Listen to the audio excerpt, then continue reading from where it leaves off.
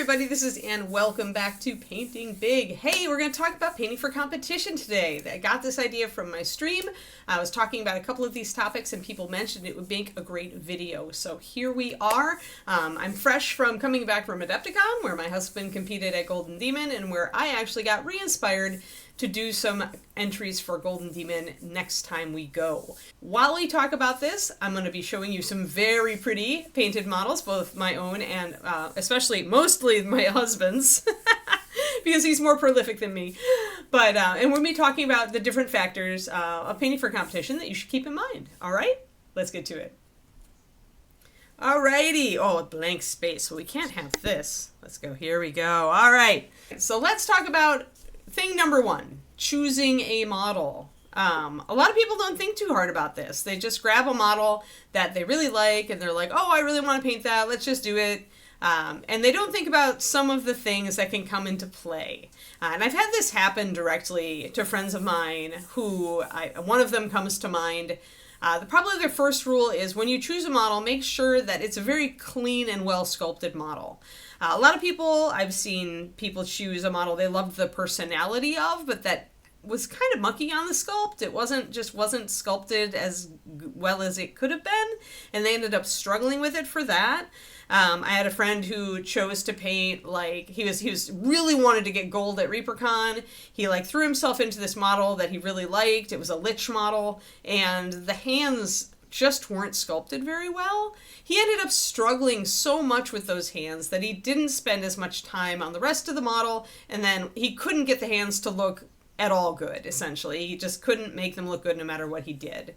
And so that he ended up with silver, he ended up being really sad, and he ended up choosing a different, a very, very well sculpted model for his next attempt at gold. So this is Lava Dragon. I entered him and got gold at ReaperCon last year. He's a very tight sculpt. He's a 3D print. All of his details are really well done. There's nothing mucky. There's no kind of phoned in areas as there can sometimes be. All the texture, the fine texture on the horns and everything is really, really well done and very consistent. In contrast, this model that I had thought to use for a competition, the problem was, and this is an example of something that might kill your love, this area you see, this open area between her and the book, yeah, it didn't actually come that way. So there was a filler plate of the resin in here, and it happens, as you know, with miniatures, that sometimes there's just a little bit of just fill, right? And this happens even in Games Workshop models, even as many parts as they are. I still find small areas that are just kind of filled. And that kind of thing, I thought I would have the oomph to cut this out, as obviously I did, and to resculpt the front of the jacket, but it was such a pain and it was so much just work that by the time I was done with it, I didn't want to paint the model anymore for competition. I'd already spent so much angst on it and I'd struggled with it. And because of the struggle, I just lost my enthusiasm. So think about this stuff when you're choosing a model. Is there something on this model I'm going to struggle with? It could be anything from how am I ever going to paint those wings on that dragon, to having something that's filled or not sculpted very well on the model, to maybe things like some people would look at these little horns that are just kind of sticking out down here and they would not like that about the model. If there's something significant you don't like about the piece, that's honestly enough to get my husband to say nope. At this point, he has to love every part of the model. There can't be anything on the model that he looks at and says, I'm really not all about that. If he has to say that about a model, he's not choosing it to paint for competition. He knows he won't finish it. So keep these things in mind. So the second thing I kind of already alluded to, which is love the model you choose. When you go to really choose a model, yes, love all parts of it if you can. Try not to choose a model that has oh, I love the face, but I'm not so much about the hands or the hair or the whatever. Anything that you get a little hesitation about now is something that's going to crop up as a bigger problem down the road when you're already struggling with motivation on a model that you've got to spend a lot of time with. For me, loving the model and just thinking that it's a cool model often isn't enough anymore. I find that I need to have an extra challenge or an emotional attachment to the model. I really just loved the personality of this guy, and I really like painting red. So for me, reds and oranges, it was super fun, and I knew that it was probably going to be enough to carry me through. I also love painting texture, so I knew that that was also going to carry me. Other models that I have that I'm working on for competition, if it's a cool character with a mysterious kind of theme, it can get me inspired. I can make up stories about her in my head and, you know, really kind of get into her whole shtick, and that will keep me engaged. But only you know what kind of things are going to keep you engaged. And you could even have something like you're painting it for a charity, or you're painting it, you know, in memory. So like doing it out of memory, dedicating a model. If you're doing a model like and dedicating it to your niece or nephew or your son or daughter, that's a great way to do it. Or even to your spouse, if you're painting something that's actually going to be a gift for them and you're choosing to paint it for competition, like that can give you the extra oomph that you need to get through the painting. But you need something that's going to get you through when it gets hard, because it always gets hard. Now, if you are not competitive, there are still reasons for you to try painting for competition. You can still enjoy entering a competition, even if you're not a competitive person, if 1, you're looking for an opportunity to improve. You want to push yourself on something that's really cool, something big. I've never painted a dragon or any part of a dragon to competition level before, so this was a way for me to do that for the first time. Second, a competition is a way to give yourself a deadline. If you struggle to finish a model without one, aiming to enter for a competition gives you that hard deadline. So it helps a lot of people to get things done. 3, you can enter just for the opportunity to compete alongside friends. This is me with Golden Demon. A lot of my painter friends and acquaintances, guys and gals who I really respect, they're entering Golden Demon. And I want to be a part of that. So I'm going to paint for Golden Demon. And maybe I'm not even painting necessarily to try to win, but I'm bringing my A game because I want to go up to those guys afterwards, and they're going to say, hey, which one is yours? I want to be able to point to that and have them go, that is cool. That's so that, like, you know, the admiration of your friends, or at least the, you know, the kudos of your peers, that can be worth a lot. And for me, it's a huge motivator. Like, I don't want to put something in the Golden Demon case and then have Ben Comets look at it and go, ah. I want him to tell me that it's awesome. And finally, entering a competition, even if you're not competitive, can inspire you to paint something outside of your usual box. So for me, you know, I paint a lot of Reaper. I never paint Privateer Press, but I decided I wanted to try to win a Grand Master Award a few years ago. And so I got one of their busts. This is Borka. I've always kind of liked the Trollbloods. So I was like, all right, I'll do this. And it was a subject matter that I had never done. I hadn't read anything about their game in years. But I actually read the fluff for this army and for this character in particular while I was painting it, and it helped to inspire me. And I don't do true metallics much for competition, but I decided to do them on this one, and it got me a Grandmaster trophy. It got me Silver Grandmaster. So it was a good experiment in painting something that was totally outside of my usual box.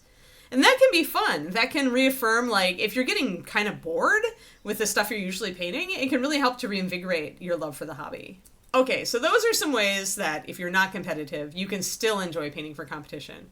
But what if you want to do some bigger models? Maybe you're looking at a unit, or maybe you're looking at a monster, something that's not your usual 28mm heroic. What then? Well, remember that when you're working on a bigger model, and this one is finally going to be one of my husband's, when you're working on a bigger model, remember, the thing is, you can't phone in any part of it. So whether you are painting this or this, it still has to be done to the same level. So before you choose a super big model or think you want to paint a monster for a high-end competition, remember, you're going to need to spend a lot of time on that monster, far more time than you would be if you were painting just your usual dude. You can even see, I think, if you look at these, the one on the right, one is Silver Golden Demon Trophy for David, and the one on the left didn't get anything. I think he got maybe a commended pin, maybe. I don't remember for sure. But you can even see, looking at them, that this one, it pops more. All the details are really solid. Everything stands out on it. This guy, He has a bit to go, right? He's got a ways to go. So if you're inspired to paint a monster, that's good, but be ready because you're going to have to spend a lot of time with that monster. I mean, to give you an idea, my average, like, this scale Golden Demon entry probably takes me between 40 and 50 hours, maybe 60 if it's really complicated. Whereas painting something like this could easily take me 100 hours or more. So you really want to be honest with yourself about your attention span. Like, if you know that you tend to start projects and put them down a lot and you tend not to pick them up again, maybe going with a monster or a unit isn't really the way you want to go. Or if you do decide to do a unit, maybe do one of the Killzone or Warhammer Underworlds units where every model is really different from every other model. There's a reason people really like to paint those for competition. So, all right, let's talk about basing. Big versus little. So many people like to do the big basing. But in reality, the bigger basing is not always the better basing. What you want to do is you want to make the base as small as you possibly can and still tell the story. These two models, they're both done extremely well to a very high standard. This one won a demon. This one didn't. It wasn't necessarily because of the basing. I know there were at least 2 other Abaddons that were entered that year. But when you look at them, this one is very concise, right? This one's got other stuff going on down here. It's kind of got a big dead zone over here with not a lot going on. Like there's underlighting and there's a cape, but, you know, your important part of the model's here, and all this is kind of flying in the wind out here. So composition, I would say, with this one, maybe was part of it. Now, the competition is very, very strong at Golden Demons. So something as small as that could actually mean the difference between, like, getting a bronze or a silver pin or, you know, actually being in the running for a demon. But this model is a great example because it's extremely concise and the base does the work it needs to. Doing a very small base for it did not hurt the model at all. It got a silver demon. In fact, David did a little Easter egg where he put the little, the dog face in there. Since Thousand Suns are kind of Egyptian, having something that looks like an Anubis head was in theme, and it made it interesting, even though it was extremely small. He didn't need to do more than that. The judges even said they really liked that element. They didn't know that it was actually our dog, but shh, don't tell them. But this is an example. He didn't need to do a lot here. He had to make it a nice base. He chose to do it on a nice plinth. You know, he said it compositionally, it's really nice, it's tight. He can put some cool colors in there that, you know, work well with the rest. He had some purple light coming up from below, and he made that show. Back here on the weapon even, you can see it.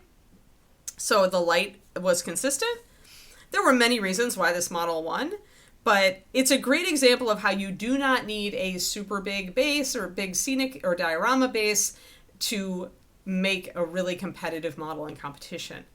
The downside of trying to make those big bases is that then you need to make sure the space works, right? I pointed out how that base on the Abaddon, there's part of it that's just kind of like sitting out there with the cape and there's not a lot going on, right? So it could have been smaller and it might have been a better composition if it was.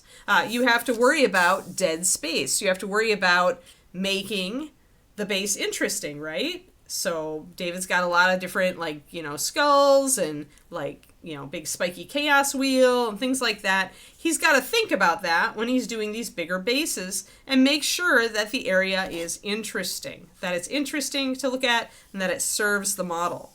So big base, it means you've got to fill that space with interesting stuff. And if it's too big, then it's just visually boring and you have dead zones. So keep that in mind. I usually say don't make the height of the base, not the plinth, don't worry about the plinth, but the height of the base shouldn't be more than half the height of the model. Now there are exceptions to that if you're really trying to convey an effect. And we'll talk about that with this figure, which was this year's Golden Demon entry, the one David had that did the best. It got a finalist pin. It was in the running for a demon. Notice that the base is probably the height of the figure, or it's close. It's maybe height of the figure, maybe not the height with the cape, right? But he's trying to suggest that she's flying, she's floating, right? She's a dragon in human form.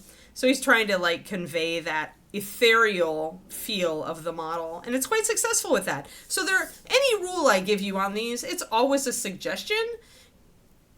If you have a good concept, you can go ahead and disregard it. Just any rule in miniature painting is that way. Somebody tells you a rule, chances are you're going to find somewhere that it doesn't make sense to follow it. So follow your heart in that case. Like, we can't say today's rule is tomorrow's exception. So, all right. So now let's talk a little bit about feedback, and not just the kind of feedback you think. If you have a trusted person who's a relatively good painter that you can have look at your stuff, then awesome. David had me look at this figure like 3 or 4 times throughout the painting process to give him feedback on it. He had me look at her at least 3 times to just pick out places where he could do better. If you don't have any friends or family members that could help you that way, you can try to go on Discords. I mean, the Reaper Discord's pretty good. Sometimes if you're on a Patreon for painting, there will be a Discord, and you can find some people on there who are solid painters who can give you good feedback, assuming you can take good pictures. So that's worth learning to do all by itself. In the miniature painting community, don't be afraid to meet people and make friends, even with high-end painters. If you have somebody who you really admire, like Ben Comets, and you go to him at a con with a mini and you're like, hey, do you have 2 seconds to give me feedback on how I should improve? Just make it real short. Like, just pick the one thing that I should work on next. Make it easy for them to say yes. But it's how you build relationships. Like, a lot of the top-end painters in this country, they all know each other. Even the European guys and the US guys and gals, we all know each other. So when you know somebody well enough, then you can do that whole, hey, can I send you an email with pictures of my mini and get some feedback? I really want to improve it. And you don't have to be a huge extrovert. I'm not saying you have to talk to everybody. Pick the person who's most approachable. Some Discords or Twitch channels, I mean, Eric Swinson is a great one for Twitch. He does feedback streams. So again, you need to learn to take good pictures of your models, but if you can do that, that's a great way to get top-level feedback. And you really want to get feedback before you enter the model. Like, you don't want to go and enter the model, have the results happen, and then go afterwards and get all the feedback. You really want to get the feedback when you're in the process of painting while you still have energy to make the fixes. So you don't want to wait until you're so sick of the model that you could spit. You want to, while you're still excited to work on the model, but you're like, I don't know if this is working, you want to talk to somebody who's got a really good vibe, who's going to give you that feedback. Finally, the other kind of feedback. Let's talk about social media, shall we? So when David was painting this model, he went on Instagram and he saw a really good painter put up their version of this model. And he knew darn well that that person was going to be at Golden Demon. So then he had a huge, not really, I mean, for David, it was a panic attack. It would probably look like pretty low key for the rest of us. But he was like, oh, this person is gonna like kick my butt. This is so much better than my model. Oh my God, I can't believe, that I'm seeing this. This sucks. I'm screwed. All of that stuff you can see. We all know the comparisonitis game, right? But the difference between David and some other people is that it inspired him to work harder on this model. Once he saw his competition, he had that moment of, oh crap, but then he's like, I'm not gonna not enter it, so I'm gonna turn this around and I'm gonna work as hard as I can on this model. And that is a healthy way to deal with comparison, right?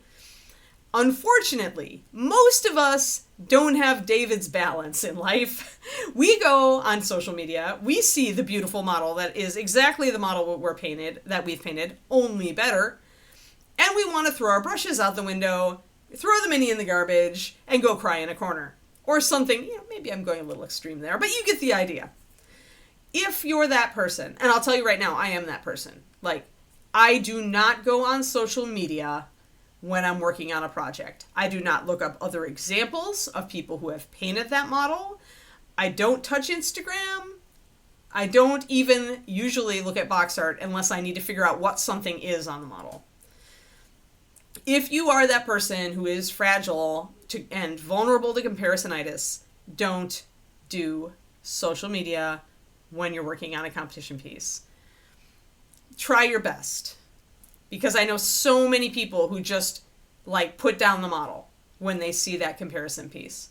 There's always going to be somebody out there who's painting it better than you. And that's true for me, for David, for all the top painters. You're always going to find somebody who just did it better than you.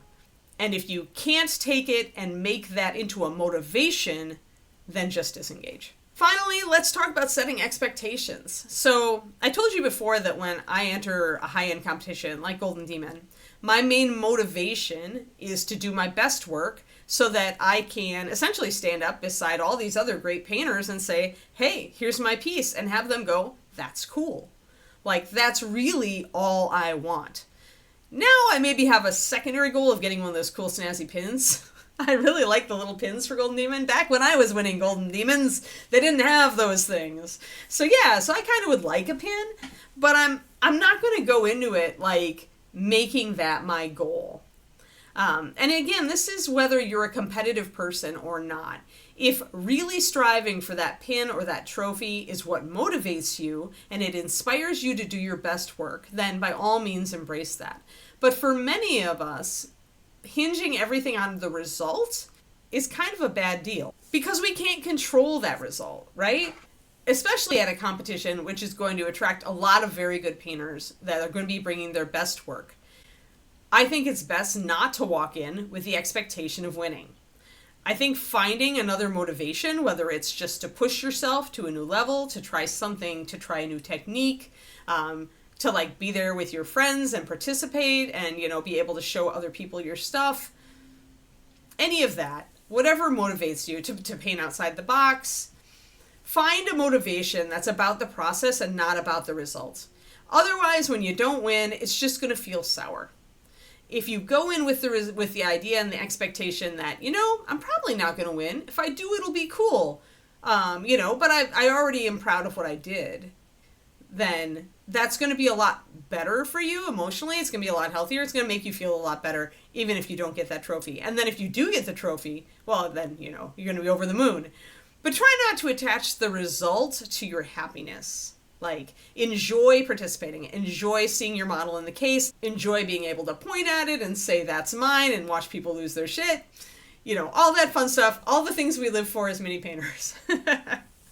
All right, guys, that's kind of my whole, like, philosophy. I'm sure there's more I could talk about competition painting. There's, like, so many things to talk about. But hopefully that sets you up just kind of with a way to think about it that'll help you in your journey toward entering a competition. Thanks so much for watching, and I'll be back at you again soon. This is Anne signing off.